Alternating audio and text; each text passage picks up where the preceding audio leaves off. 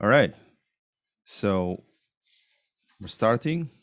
Um, Welcome to the third episode of season 11 of the Productized Podcast. In this season, we are talking about the future of cities. What if cities cared more about their digital products and services and treated their citizens like customers that they really want to retain, instead of people that just pay taxes or people that are paying fees for this and for that? What if the mayor would be the equivalent of the CEO? So, who would take the role of an eventual chief product officer in the city? More importantly, what transformations and improvements could this bring about for lives as citizens as a whole? And in this podcast, we're inviting innovators, geeks, creators, entrepreneurs to come to discuss impactful ideas around this concept of cities. Our mission is to inspire people to impactful action. My name is André Marquet, and I'm your host today. So, everyone, today I'm talking with Paulo Silva in front of me. Paulo is the co-founder and CEO of Miles in the Sky, an online education platform with exceptional experience and courses. Paulo has more than 20 years of C-level roles covering the full range of top management responsibilities from CIO to CMO and many more. Now, Paulo is focusing on developing an online education platform and a coding school, um, 42 Lisboa or 42 Lisboa, that you might have heard about. So, welcome, Paulo. How are you? I'm very well. Thank you. Thank Thank you you for having me here. Sure. How is the year going? Exciting year? Yeah, very hectic. So we're doing lots of things and having fun. It has been a very good year. It is being. Very well. So, look, you have lots of experience, and now you have this startup. It is a startup, right? Yes. At the end of the day, and it's a product startup because you're actually developing a digital product. So, as a co-founder, um, your role is also the CEO of Miles in the Sky. But you care a lot about products, and I've had like the few interactions that we had before. You are very much into what the product should do, what the product does, in terms of the digital platform, but also the content. So, what does a typical day actually look like to you? Okay. By the way, even this morning we were discussing strategy and we're trying to define what is truly our mission. And our mission is to create a world-class product. Yeah. So it's So normal you that are not only the discussing CEO, but everybody is mission involved on that. ongoing. Yeah, Yeah. that's that. Those are sometimes the best days of a company, right? You are Yeah. still discussing the mission. Well, the best days, I think, almost in anything, is this creation stage that normally happens at the beginning. But I think one of the challenges of keeping our days fun and happy is about keeping that creativity, that enthusiasm for doing great things.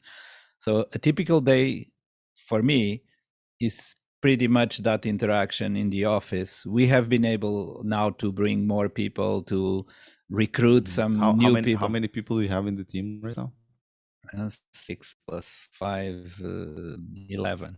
Mm-hmm. So we just got some interns for the technology, and it's going very well. Are you So funded, VC backed, or you're still bootstrapping along? not yet. So essentially, some of our founders have generated the funds for the company. We expect in the summer to do our first round of capital. Very well. So a typical day. Well, actually, I also do other things. I make sure that every week I have at least 2 classes of yoga and one of pilates. So because I think it's important to keep that balance in life is crucial for our performance and for our happiness as a whole. So I would say today half of my days are about meetings with prospect customers because the enthusiasm is huge. People that believe that our learning experience can be applied in their domain. So for a lot of different things, from medicine to digital to non-profit organizations, lots of different spaces. That's one side. The other side is pretty much about the basics of a startup at this stage. So product design, user experience, website, discussing the financial model, how we engage program creators. So it's very variable in a way. So the product that you're trying to build, the actual platform, miles in the sky, it's like how would you describe it? What's like the current pitch at this moment? We have a belief that the current education model is not good. I would not use bad words here. And we Feel believe... free. Otherwise, I will use it myself. We believe that it has a serious problem for what is required in a world that people will have to continue learning through all their lives, where people are unhappy with traditional experiences that are one-sided communication. So what we believe is that we can build a learning experience that is more effective and more engaging and more fun for the learners. And the target audience is adults? Is adults, yes, because we have other projects that are for kids, but conceptually you can do anything with this model, because there are some key elements, namely the fact that it's challenge based and peer-to-peer, that can be applied to any subject, any domain, any language, any type of people. You guys are different than, let's say, Udacity or other online platforms because what exactly? Because we believe that there are a few elements that make the learning experience more effective. So everything that we do is, we call it mission-based. Why? Because we believe that people learn better when they have an objective. So we don't teach stuff that people may eventually find how to use it. We give people a challenge, and in order to solve that challenge, they will have to learn whatever is required. That's one side. The other side is, we believe that learning is a social experience.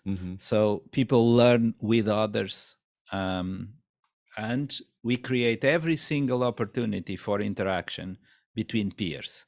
So we want to make them part of a community, because we believe the community will support their development through time. That happens with peer evaluations, that happens with group work, that happens with learning circles where they meet to address and discuss, I'm facing this problem. So we have seen that at 42. We have the example, it's a source of inspiration. We want to apply that in everything. And the third thing that we believe, that is probably something for the future, is that learning should be personalized, material, relevant for each individual. So we don't learn all the same way. We are not engaged in stuff in the same way. So we build in the platform solutions that the learners can have choice. And that makes a difference to the traditional programs, where essentially you watch videos and then you do some exercises, some tests at the end, so on. So what we try to build is an experience that is more engaging, that you, at the end, what we want to make people to be able to get is the what we call the meta competence of learning to learn, because that's what's going to happen the rest of your life. So you will have to learn new things all the time to remain competitive and productive and to have a role. So it's not important that you're just learning today, let's say Python for data. The best that we can do is that you learn how you can learn any new things. How? Going to search for solutions, going to interact with people that know how to do it.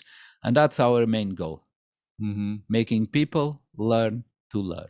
Right. It's a very, I would say, ambitious, bold goals. Is the platform agnostic? Can you either teach, computer science or, specific computer language, and also use the same platform to teach, I don't know, marketing concepts, or is it going to be tailored to specific as areas? long as there are what we call program creators that are experts in the subject, and are willing to use our methodology, challenge-based, peer-to-peer, data-driven, to do it, you can teach anything.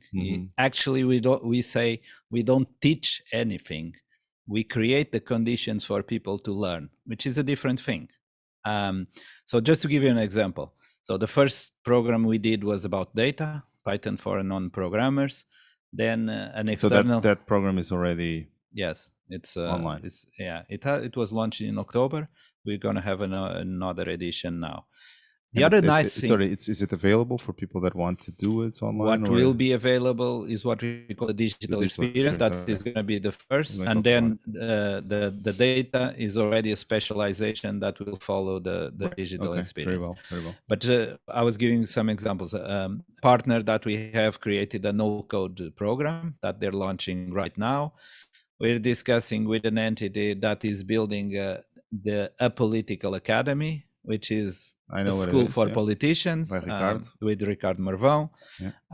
We're talking with a medical school to have physiology and also a data program for doctors. We're talking with another entity that wants to create a program about how to identify fake news. We're talking with universities in the UK and in the US. So in a way, it can be applied to a lot of different things, which is an issue sometimes for a startup because you have to focus. And it is definitely an issue.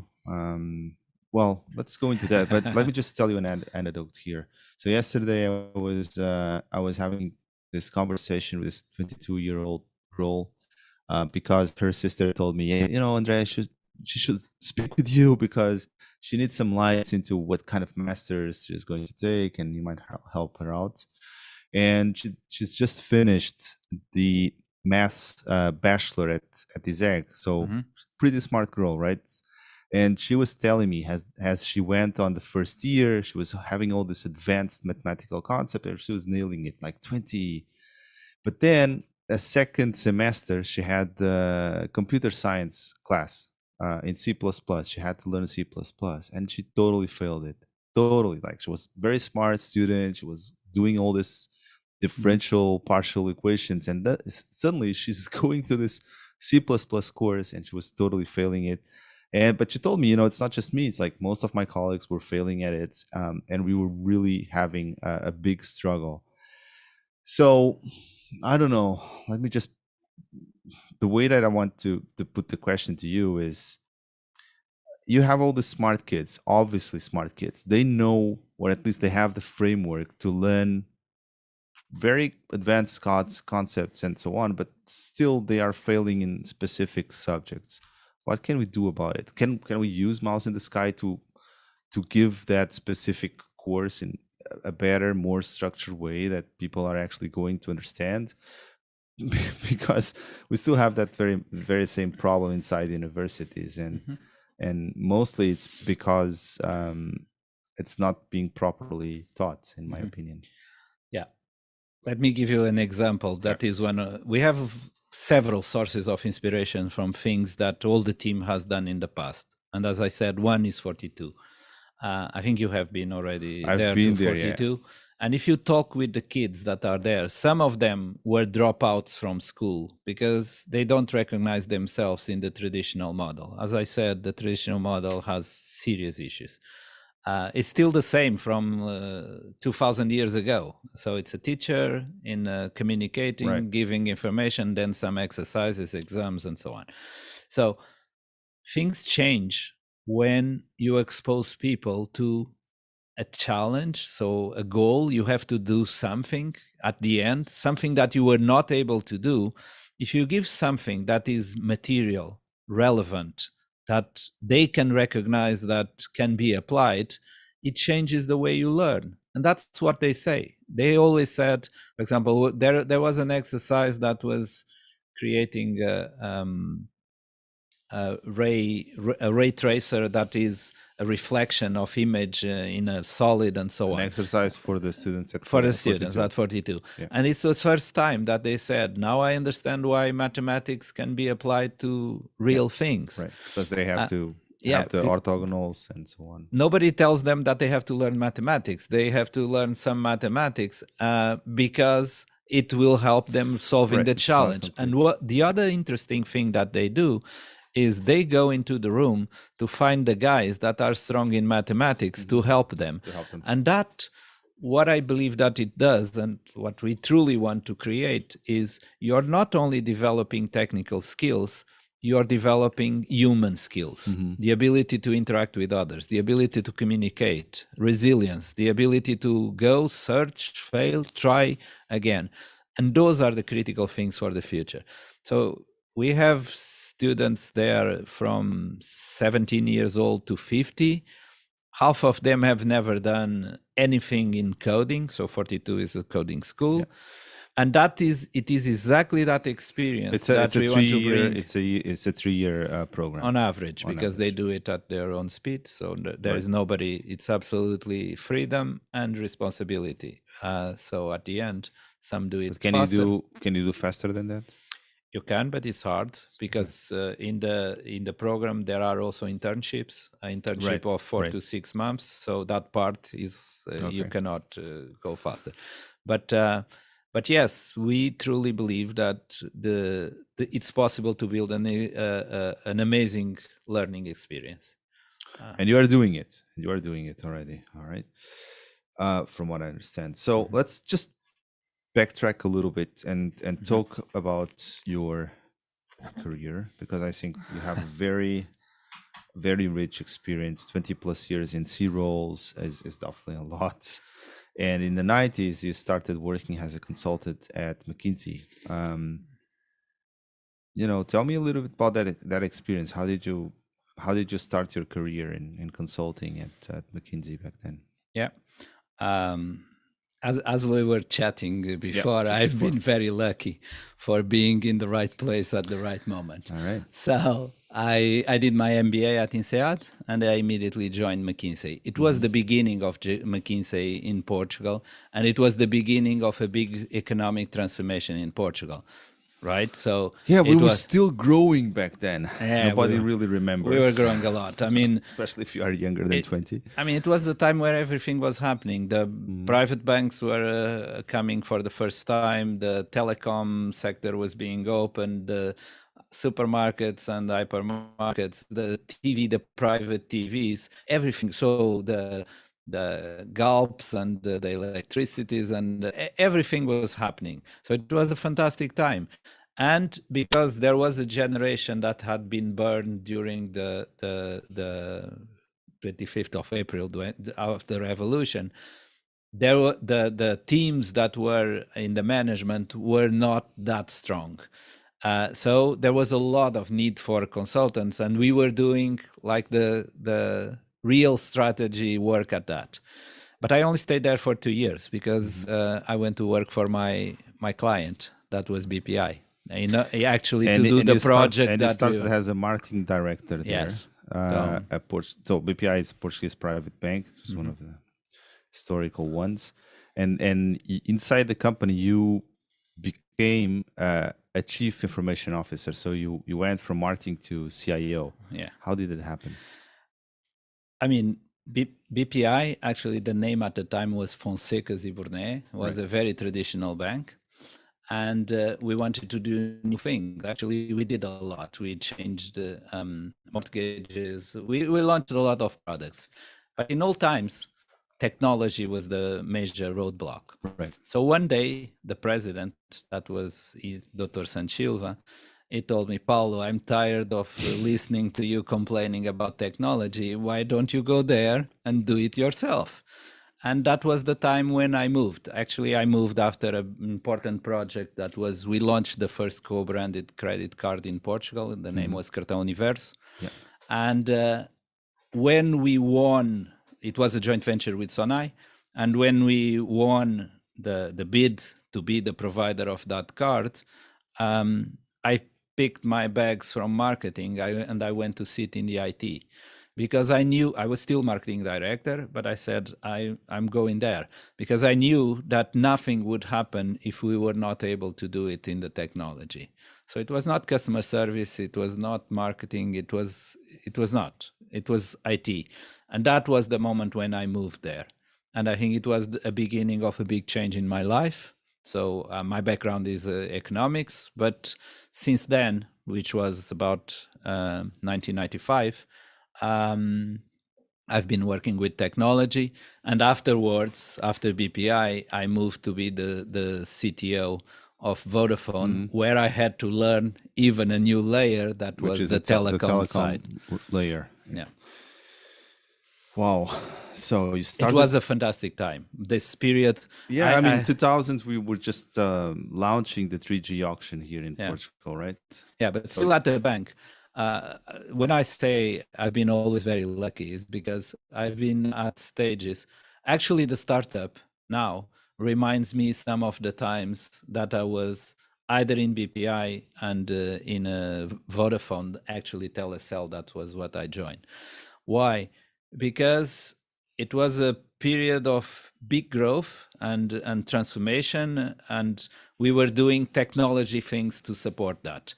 As an example, when I was at BPI, we built the first front end that was Windows based in Portugal. And I remember, I mean, nobody knew what was Microsoft yet at that stage. The best guys, the guys that were designing communications and emails in Seattle, were coming here to help us doing that. It was fantastic because the screens of all the banks were still DOS, black with green letters, green font, and we managed to put a Windows that was a lot better for the user experience. That was one of the reasons why, when we did a merger with two other banks that we acquired, we were able to do a big bang transition that one day they were working on one system and the next day every employee at the bank that was acquired was working on the other. That was possible because of the front end. That was a lot better than what existed. It would never be feasible with the old solution. right, where people have this learning curves to learn Yeah. the text-based graphical, well, user interface in that case. So you went to Vodafone. Yeah. How did that happen? Was that Carrapatoso invited you? What happened? It was a headhunter. They were looking for a CTO. And I was selected. Actually, it was also a good time because one thing that I believe are quite effective is teams that are not very big and where the responsibilities were clear. And that happened very clear at Vodafone. So there was a chief commercial officer, there was a CTO, there was a CFO, and there was the HR and responsible. So it's clear. The team worked well. And again, periods of growth are always better. It was the period of 3G. Right. Everything It was the growing. period of mobile services. It was the launch of the mobile internet. Right. So even not non-mobile mobile internet back in the day, right? We're still not mobile internet. pretty much in. I remember at the time. So we don't know today because this was before iOS. This was before Android. So I remember that we had to configure all the information, being it text, videos, games, whatever, to 1,000 different combinations of screens and operating systems, because each phone was Had a its different own- thing. Exactly. And it was all configured in the fly by us. So mobile service at the time was that. Yeah, mobile it was a services. nightmare. Yeah, I've been a telecom guy back in those days, so I still remember a little bit. And you stayed there for 9 years at Vodafone, and yeah, but I stayed there for 9 years. The first 3 or 4 was in Portugal, and then when I started, it was Telecel. Then Telecel was acquired by Vodafone. Yeah. And in 2004, Vodafone started the consolidation, where there were essentially 3 big technology areas. And I just put myself forward to be the global responsible for one of them.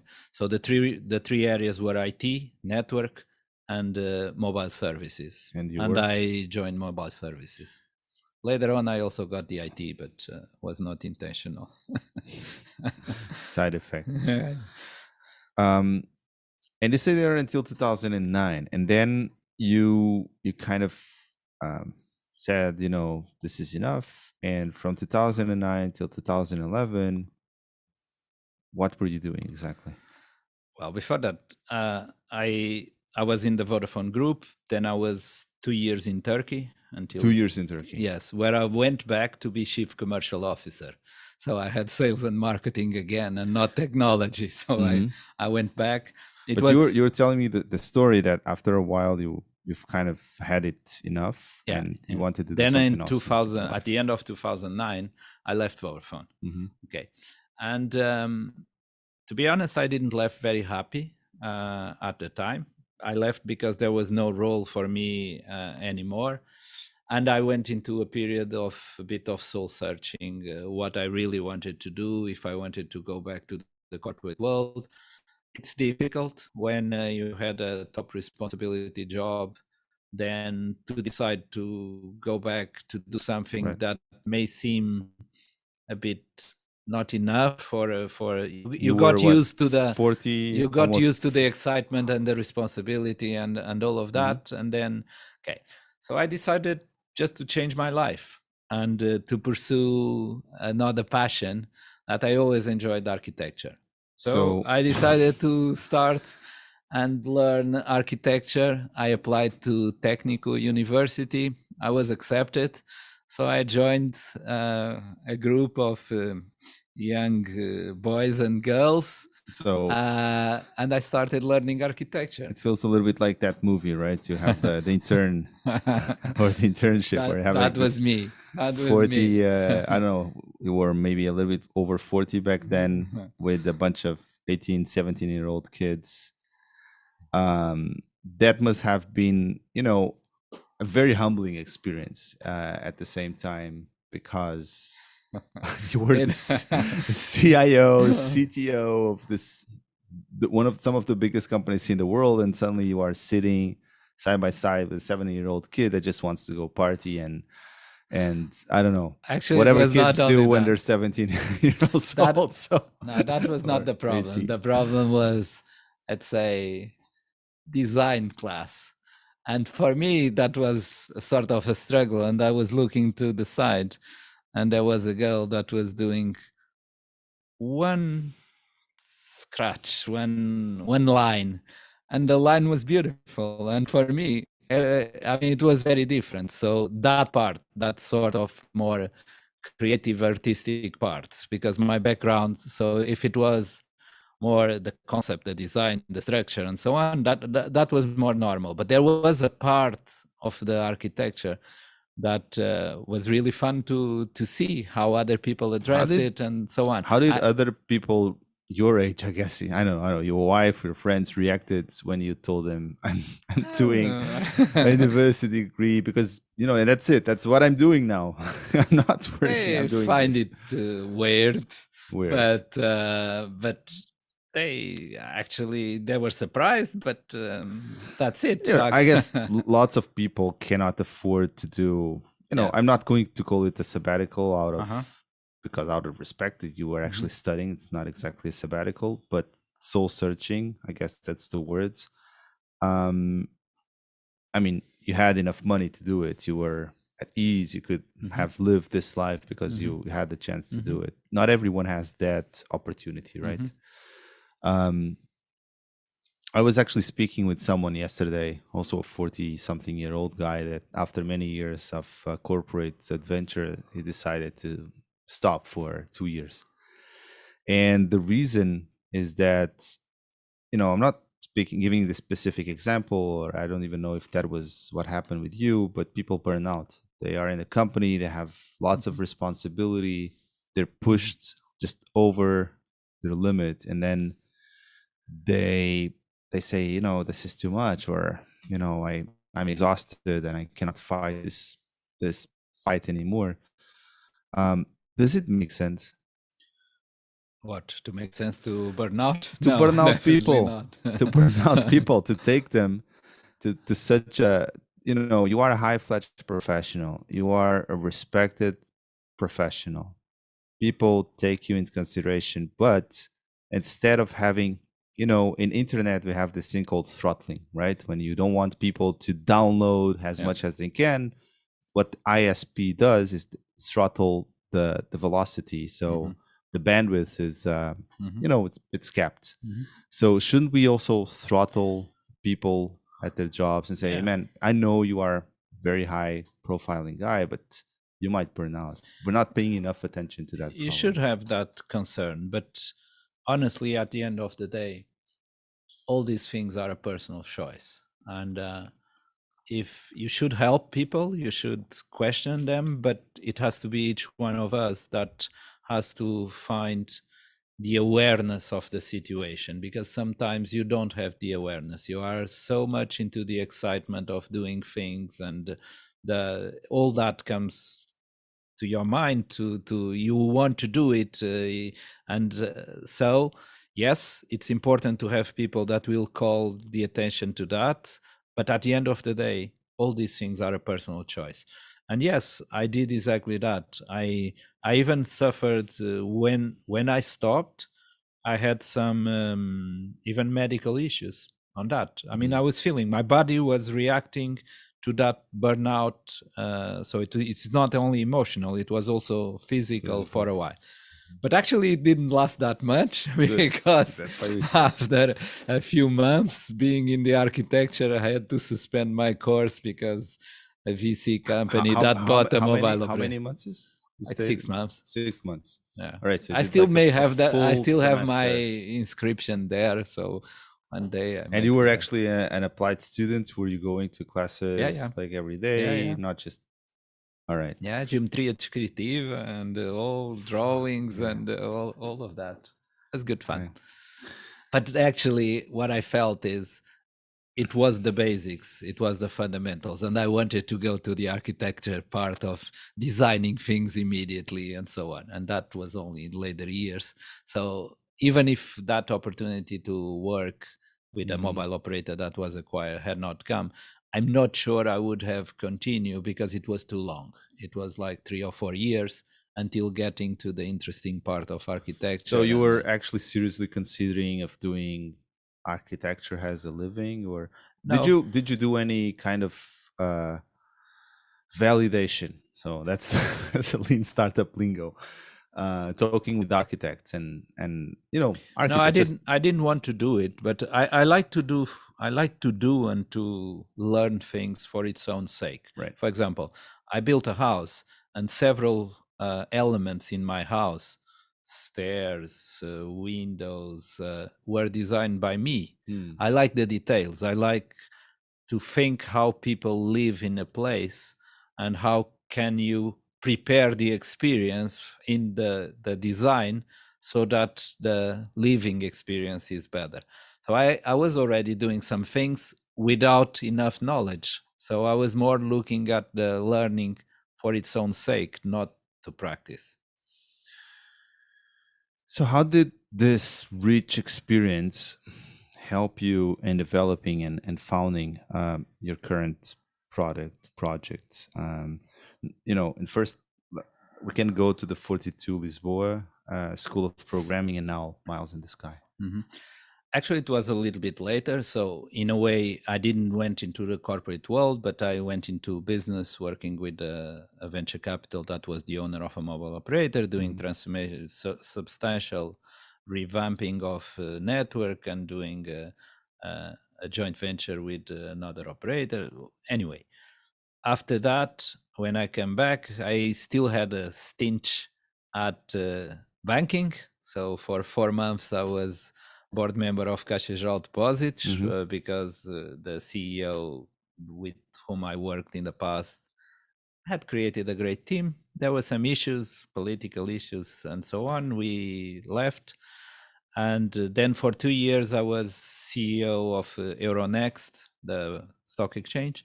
Also a member of Global Euronext. It's kind of funny. It's because I was a CEO of the stock exchange for 4 months, and then I was CEO of this other company. It happened.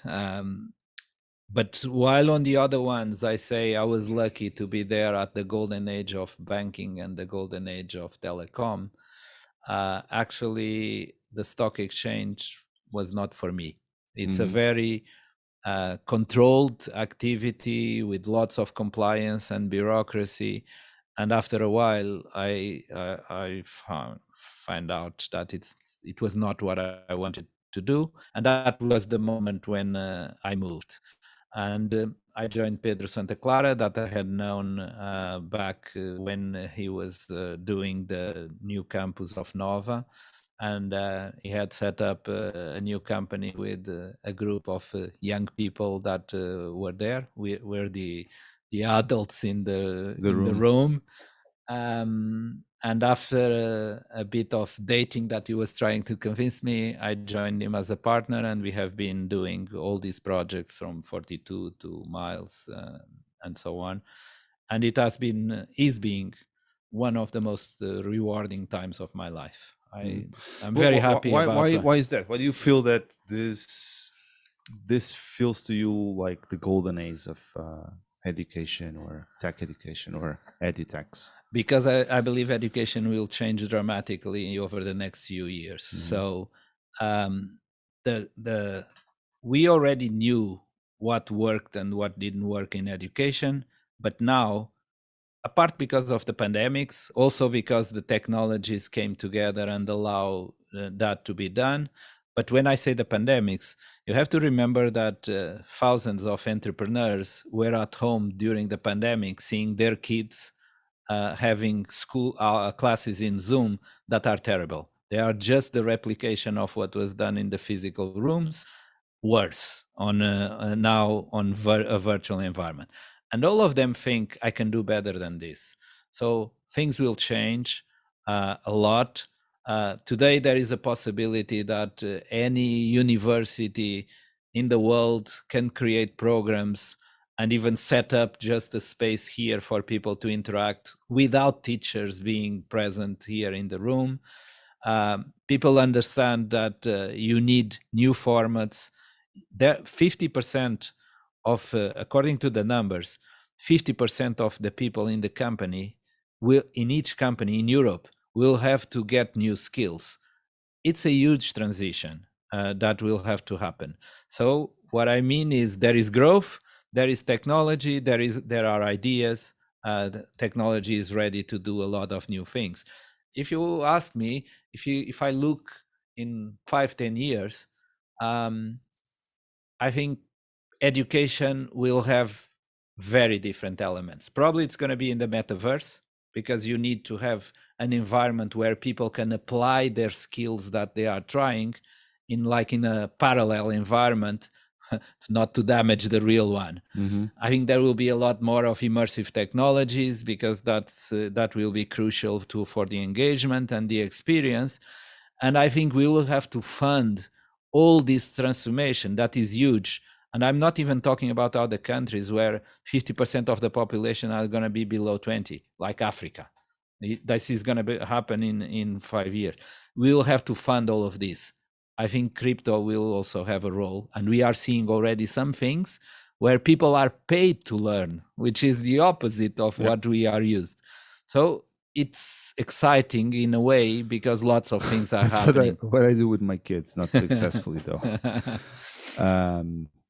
Yeah, well, but incentives play a role, that's for sure. So you have now this new course that you were speaking about just before, which is the digital experience course on your platform.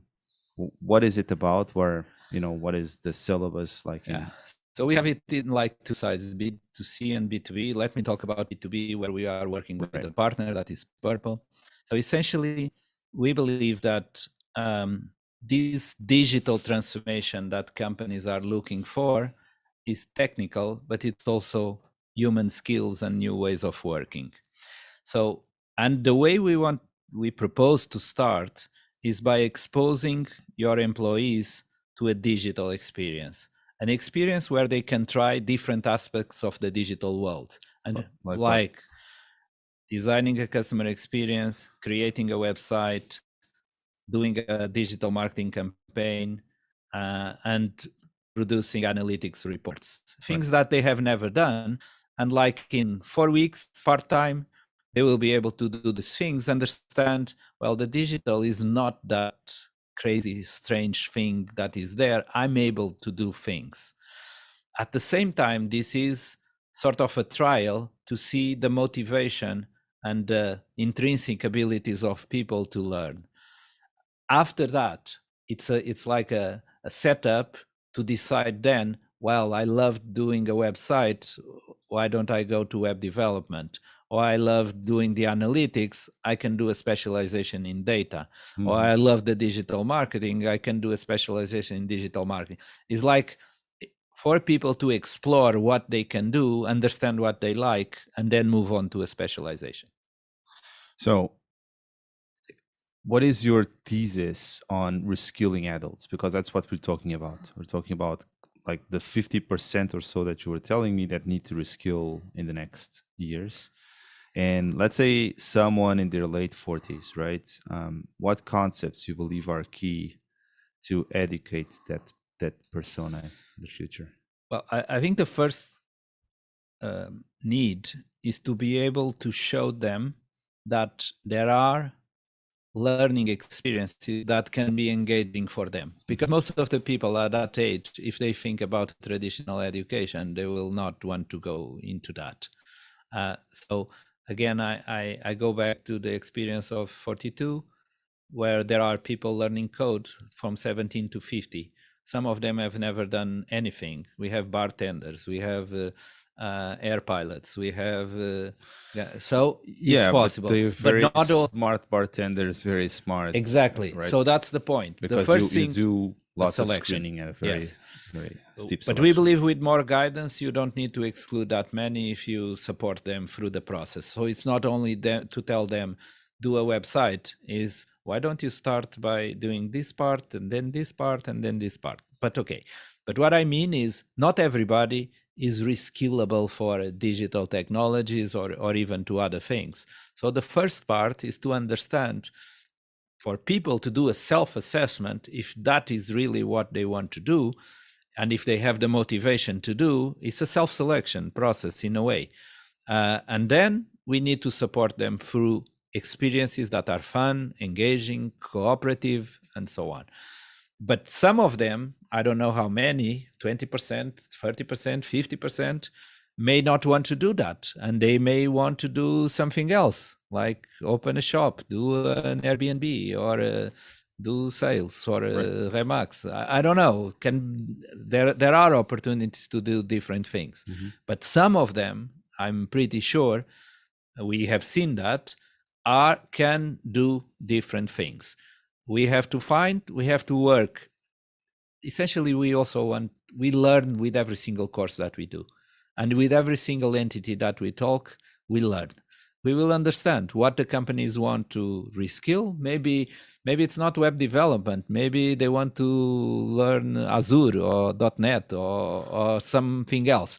What we believe is that we have a solution to create a fun, engaging, fantastic experience with our model to teach any subject, to learn any subject. So what some people say is that nowadays we live in this age of abundance, where you have no lack of training programs. You go on YouTube and you have everything you might think about, or any given platform.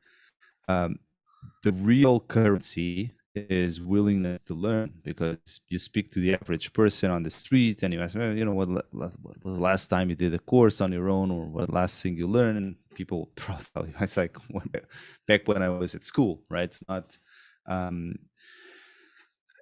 So the question is, you have is another thing, André, which is even people that there are many people doing courses online, right? I mean, the pandemic also was a catalyst. Yes, many people, and there are many options, and there are cheap options and all of that. 95% of the online courses are not finished, so people abandon before they're finished. And why is that? Because they are lonely journeys on one side, and they are self-paced in the sense that you can always procrastinate. You can always leave for tomorrow because you can do it at your own speed. So we deeply believe that being part of a cohort, being part of a community, everybody knows that when you are part of a social community, responsibility, peer. So that's a pressure. key element. So of doing it in a different way. And when you work with companies, companies are willing to give the time slot for people to learn on their working hours, or Yeah, actually, we are testing two. We are offering two options. right? One option that is part-time is like 1 day per week or 20% of your working time. Mhm. In order to do that, it has to be. If it is not like that, it's not going to work. And we are offering another one that is full-time 1 week instead of Boot 5 camp, weeks. style. Boot camp style. So You haven't tested it yet to see whether we're offering the two. Actually, tomorrow we have a meeting with several companies. We're right. gonna see. Not yet. So, um, what about yourself as a ex-technology director now, I guess, more a manager? If you had 3 months just to learn a relatively new technology, and you spoke about metaverse and Mm. It will crypto come. and so It will on, come later. which would you choose for Well, yourself? for myself, well, maybe not exactly for myself, but I think data is gonna be like a basic skill. It's gonna Mhm. be like learning a language. I think everybody will have to know about data in any activity, in any profession, in all of that. So Mm. it's like a fundamental. It's Yeah. like knowing English or knowing how to Why? write, because data will be applicable on every single activity of the human. You are seeing that everywhere. Fact-based decisions. You're seeing algorithms taking over. You see the improvement of quality of service. It's all based in data, not in opinions. So, and also storytelling that is done with data. Mhm. So that's one thing. For me, I think the next thing I would like to learn is not exactly a technology, but is everything that is related with hacking and cybersecurity, which I think will be a key issue in the future. The privacy of your data, That's hacking, your ex attack. Vodafone speaking, or No, it's. I think it will be part of our lives. This issue, there will be impacts in society. There will be attacks all the time in camera. you also have like a cyber track plan for Miles in the Sky. Am I confusing? It's not designed, It's but not we think designed. it's inevitable that we're going to do the same way that we believe blockchain is going to be inevitable. Mhm. So if I had to put two subjects, cybersecurity and blockchain. And you know what aspects of your work are you most passionate about? Is it the sales side? Is it being this? Because in many ways, when you become a founder again, like you are right now, it's very much square zero. You are doing everything, right? You are, I'm not saying you're cleaning the stairs, but if you have to, you do it. And then you're speaking with the CEO of the company, and then you're speaking with the, planning with the cleaning lady, the routines, and then you content management and understanding and strategy and so on and so forth. But what gives you more drive? um, well, talking with customers and learning from them is something that actually I never did that much, and it's a big part of my time. But if what I really love is co-creation of the product, is just being there, sitting. I maybe even be doing something Because else. you do have a product manager We manager have in a the team, right? product. We have a product manager, and we have the CIO, the CTO, Mhm. which is the So you technology. you spend lot of time with them. With both, yes. They And like to work with that's you, or do you like to work with them? Do you feel you have a good chemistry? Is it well, productive? they are saying that. Okay. They Yesterday was my birthday, and Oh, they called me. congratulations! They called Congratulations! me, and actually, one of them said, "Paulo, it's a pleasure working with you." Um, and I'm sure that it's true, Hmm. because we feel that we have been in these months. We have been building a culture of co-creation, of interaction that is very fluid, and I think that's a lot better, a lot superior than having meetings and processes and so on to ensure that happens. It Hmm. happens naturally. How hard is it to recruit high quality talent to an edutech company like yours? It's not easy. I think we are. You also have a good pool. Let's put it this way, right? Now we are struggling a bit on the marketing B2C side. We are seeing some people. We have an open position there. On the technology, I think an amazing thing that happened is we brought 5 kids from 42. We give them an internship. They're doing it half time, so they're studying and working with us, and they are fantastic. Actually, Ricardo, that is our CTO, says they have learned C at 42, but they're able to translate what they have learned and apply it to totally different things. Now they're doing Python, they're doing Java, they're doing whatever. Right. And it's extremely, and that's interesting because on one side, one of the problems of the students at 42 is that they need money, which may pressure them to go and accept jobs earlier on than what they should. They need money. Well, the training is for free, but they need money because they have to sustain themselves, right? Yeah, they have to live. They have they have a house. They have living needs. So that creates a lot of pressure for them because they learn very fast. Do you have any idea on the demographics in terms of class attendance? Do you have like is it classes in terms of classes? Do you have an even size? We have like 50% are doing the course full time, 50% are working part time. I was actually speaking about the social demographic, right? In terms of the 42, is it accessible for someone that is, low income family? We have many.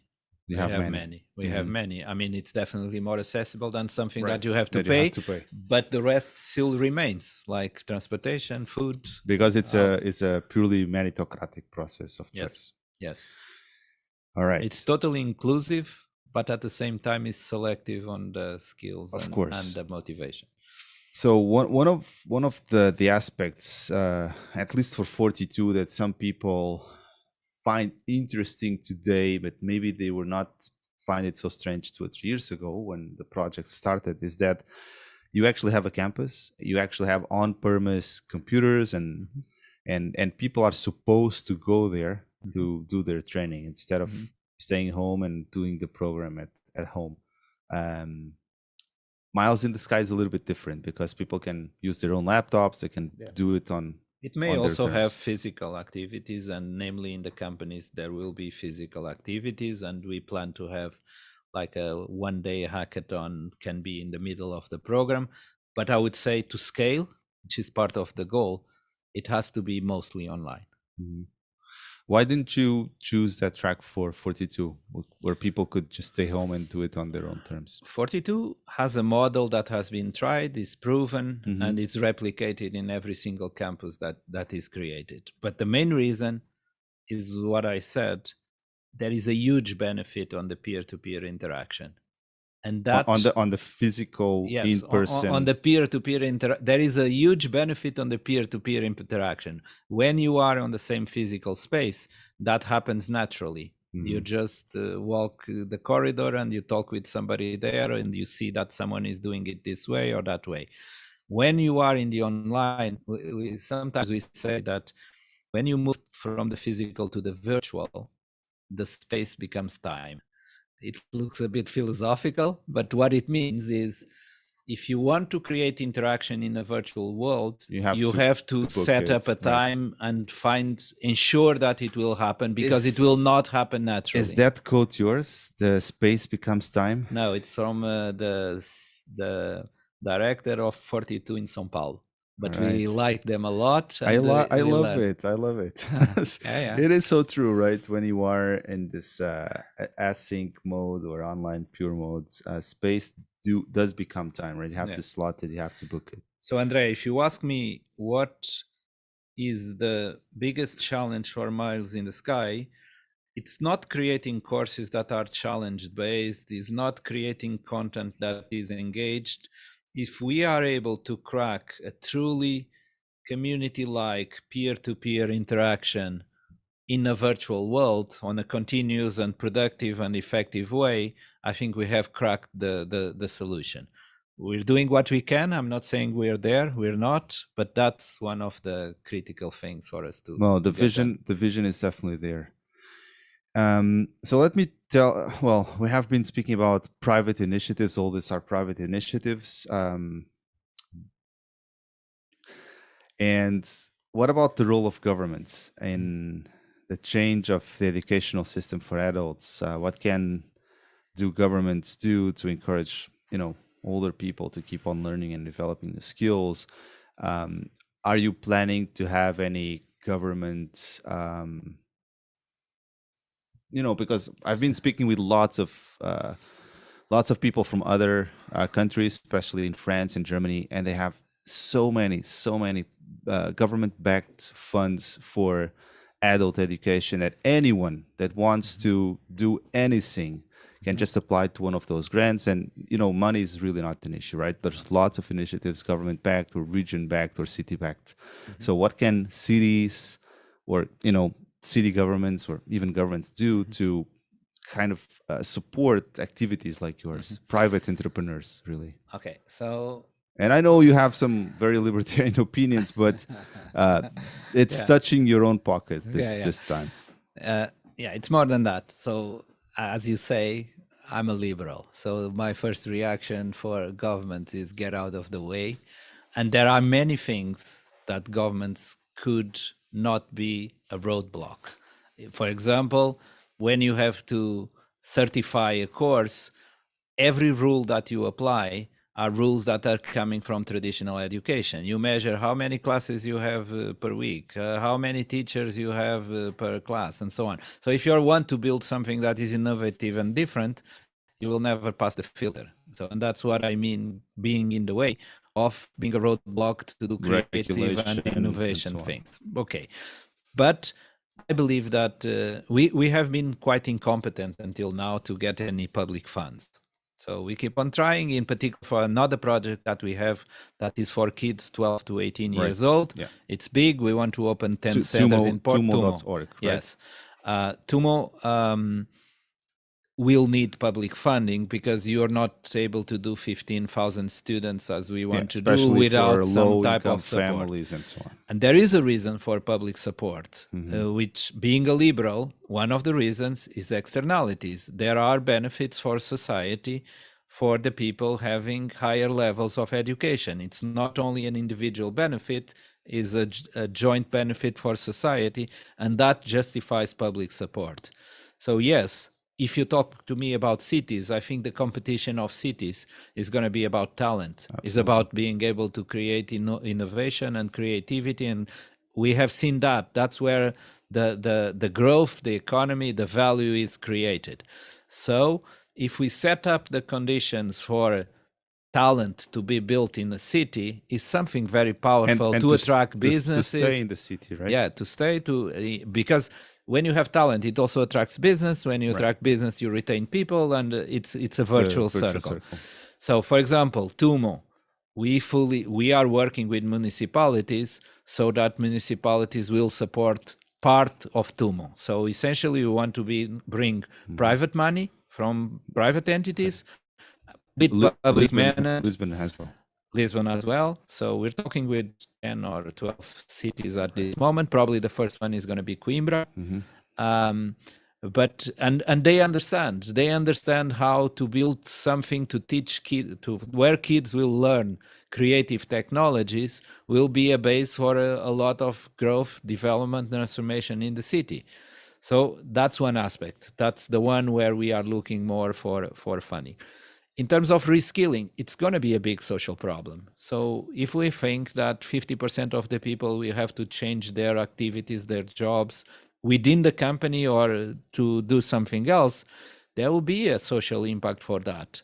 So to support that transition with public funding is something that is beneficial for society. So we have not been able until now, but we'll see. Anyway, yeah, success. What we have to do is build a great product that will address that. That's our focus. So finally, what words of advice would you give your younger self? Let's say that younger Paulo just before your MBA at INSEAD back in the late 1980s. I'm not sure I would give. As I said, I feel a very lucky person. All I right. feel that I had the chance for opportunities to come in my life. So, what I would give as an advice, well, maybe two advices is first one is always be aware for opportunities because things will come in your way and take profit of them and go for them. Maybe the second thing that is something that I would feel I would do differently is don't stay too long in a place where you already understand deep inside you that is not what you want to do. Right. There is always something. The famous Steve Jobs Yeah, recommendation, don't right? stay. Follow your heart. Yeah, don't stay too long. And sometimes I may have taken a little bit too long trying to fix it. Go to where you find the passion, the belief that you're doing something useful for yourself, for society, for everyone. Paulo, thank you so much. You also have like a couple of recommendations to our listeners, including, of course, 42lisboa.com, tumo.org, which is what we have just been talking about, learning platform for kids to learn computer science and It's fantastic. technology. A project that was born in So Armenia. Go there, look. check it I out. think We'll check be it out. posting all these links. And you also talked about code.berlin and near.university. Any reasons for that? Code.berlin, because it's the first time that a program was recognized by the German government that is very much experiential in the sense that you learn by doing challenges. It's cross-functional, that includes marketing, coding, and user experience. It's very impressive. Actually, the first 6 months you spend just understanding what you already know, which is quite a discovery phase. Wow. Near, it's a project from crypto that actually pays people for learn. So it's related with what I said, trying to find new ways of funding this transformation in education. It's more for curiosity, that one. Very well. Paulo, thank you so much. It was really great having you with us. It was a pleasure. And thank you for joining the Productized Podcast. So if you enjoyed your stay, give us your review on a Spotify podcast and share this episode with friends and colleagues. You also will have the show notes and more episodes at productized.media.com. Join our community. We'll be sharing the links in the chat and the description of the podcast. Have a great day. Bye. Thank you, Andre.